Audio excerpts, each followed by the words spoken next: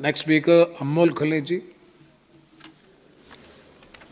धन्यवाद अध्यक्ष महोदय। मैं महामहिम राष्ट्रपति जी के अभिभाषण के धन्यवाद प्रस्ताव में बोलने के लिए खड़ा हूं। अध्यक्ष महोदय, महामहिम राष्ट्रपति जी ने एक बहुत ही अच्छी बात अपने अभिभाषण में कही, वो थी राष्ट्र सर्वोपरि। लेकिन राष्ट्र बनता किन चीज़ों से? राष्ट्र न सिर्फ इमारतों से बनता है, न सिर्फ पुलों से बनता है, न सिर्फ बजट के आंकड़ों से बनता है, न इंफ्रास्ट्रक्चर से बनता है। राष्ट्र बनता है उसके देशवासियों से, इंसानों से और उनके दिलों में पनपते देशभक्ति के जज्बे से।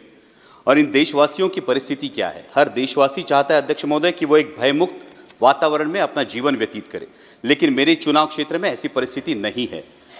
नेशनल वाइल्ड लाइफ सर्वे का अगर हम रिपोर्ट देखें तो उसके अनुसार मेरे चुनाव क्षेत्र में 400 से 500 लेपर्ड्स का अधिवास है। और मेरे चुनाव क्षेत्र में दिन में 3 फेज लाइट नहीं होती, इसलिए रात में खेत को पानी देने के लिए जाना पड़ता है और आए दिन किसी न किसी पर लेपर्ड का हमला होता है। आज तक 18,000 मवेशियों का नुकसान हुआ है। 20 से 25 लोगों ने पिछले साल में अपनी जान गंवाई है। और अभी जुन्नर फॉरेस्ट विभाग ने महाराष्ट्र सरकार को एक प्रस्ताव भेजा है, जो इकलौता सोल्यूशन है वो लेपर्ड रिप्रोडक्शन कंट्रोल का सोल्यूशन है। और इसके लिए मैं नियमित तरीके से मंत्रालय से भी गुजारिश कर रहा हूं और मेरी ये गुजारिश है कि मंत्रालय इस पर संज्ञान ले और लेपर्ड रिप्रोडक्शन कंट्रोल करे और मेरे चुनाव क्षेत्र में दिन में 3 फेज लाइट देने का निर्देश राज्य सरकार को पारित करे। महामहिम राष्ट्रपति जी ने अपने अभिभाषण में गरीबों के लिए मकान की बात की, जो निश्चित ही सराहनीय है। लेकिन मेरे चुनाव क्षेत्र में अध्यक्ष महोदय 1.5 से 2 लाख लोग ऐसे हैं, वो रहते तो पक्के घरों में हैं, लेकिन उनके घर अनऑथोराइज करार दिए जा रहे हैं। और वजह है दिघी एम्यूनिशन डेपो की वजह से लगा हुआ रेड जोन। महामहिम राष्ट्रपति जी ने कानूनों में सुधार की बात की और समय के साथ हर किसी को बदलना चाहिए। लेकिन रेड जोन की अगर हम बात करें तो जो कानून फॉलो हो रहा है वो 1903 का अंग्रेजों के जमाने का इंडियन डिफेंस एक्ट फॉलो हो रहा है, जिसके तहत रेड जोन की मर्यादा 2000 यार्ड सुनिश्चित की गई है।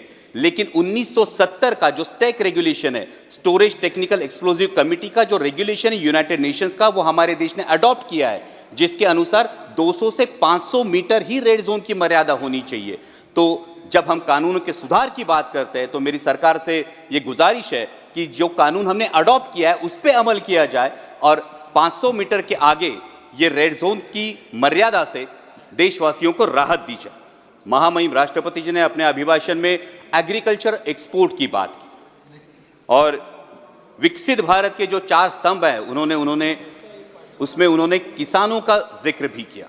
लेकिन वास्तविकता यह है अध्यक्ष महोदय, पिछले 35-40 दिनों से अनियन के एक्सपोर्ट पर पाबंदी लग चुकी है। और अनियन एक्सपोर्ट पर पाबंदी लगने की वजह से, प्याज के निर्यात पर पाबंदी लगने की वजह से मेरे महाराष्ट्र के प्याज उत्पादक किसानों का 2000 करोड़ रुपयों का नुकसान हुआ है। और इस पाबंदी की वजह से भला हो रहा है पाकिस्तान के किसानों का, क्योंकि मिडिल ईस्ट का मार्केट हो, यूरोप का मार्केट हो, ये पूरा पाकिस्तान अनियन ग्रोअर फार्मर्स के हाथ में चला गया है और पाकिस्तान के किसानों को उनके प्याज का दाम मिल रहा है, लेकिन मेरे किसान को अपना प्याज 8 से 10 रुपए किलो के दाम में बेचना पड़ रहा है। हमने सरकार से सुना था कि पाकिस्तान की कमर तोड़ देंगे, ये तो इस निर्णय की वजह से पाकिस्तान के किसानों को भला हो रहा है, कमर मेरे किसानों की टूट रही है। यहां पे महामहिम राष्ट्रपति जी ने किसानों की आय दुगनी होने की बात की। अध्यक्ष महोदय, मैं कुछ आंकड़े बताना चाहता हूं कि 2013 में डीएपी की एक बैग थी, उसकी कीमत थी 560 रुपए। 2024 में डीएपी की बैग की कीमत है 1100 रुपए। जो लागत की मजदूरी थी प्याज के लिए, उसकी कीमत थी 5000 रुपए, आज लागत की मजदूरी जाती है 11000 रुपए। आज 2013 में प्याज बिक रहा था 20 रुपए किलो में, आज प्याज बिक रहा है 8 से 10 रुपए किलो में। 2013 में सोयाबीन बिक रहा था 6000 रुपए क्विंटल के दरों में, आज सोयाबीन बिक रहा है 4500 रुपए क्विंटल के दरों में। तो किसान की आय दुगनी हुई या 2 गुने से ज्यादा घट गई है? जब हम विकसित भारत का एक स्तंभ किसानों को मानते हैं तो ये मैं कहना चाहूंगा कि जब विकसित भारत की यात्रा होती है, दिल्ली में ठंड बहुत है, किसी को बताना नहीं पड़ता ठंड बहुत है, हम महसूस करते हैं ठंड बहुत है। तो जब विकसित भारत है तो ये बताना क्यों पड़ता है? मेरा किसान ये महसूस क्यों नहीं कर पाता कि ये विकसित भारत है, मेरी आय दुगनी हुई है? और ये मेरी दरख्वास्त है कि किसानों के बारे में गंभीरता पूर्वक ये विचार किया जाए, क्योंकि अगर उगाने वाला उगाएगा नहीं तो खाने वाला खाएगा क्या, ये सवाल बनता है। अंत में महामहिम राष्ट्रपति जी ने राम मंदिर के निर्माण की बात की। और मर्यादा पुरुषोत्तम प्रभु श्री राम, हमारे राम लल्ला जो विराजमान हुए, उसके लिए मैं समूचे देश का अभिनंदन करता हूं।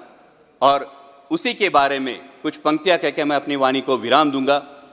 अध्यक्ष महोदय, जब राम लल्ला की प्राण प्रतिष्ठा की बात आई तो किसी ने कहा बिना कलश के प्राण प्रतिष्ठा कैसे होगी, किसी ने कहा बिना कलश के प्राण प्रतिष्ठा कैसे होगी, किसी ने कहा जब चुनाव ही प्राण हो तो सोचो कौन सी प्रतिष्ठा दांव पे लगी होगी।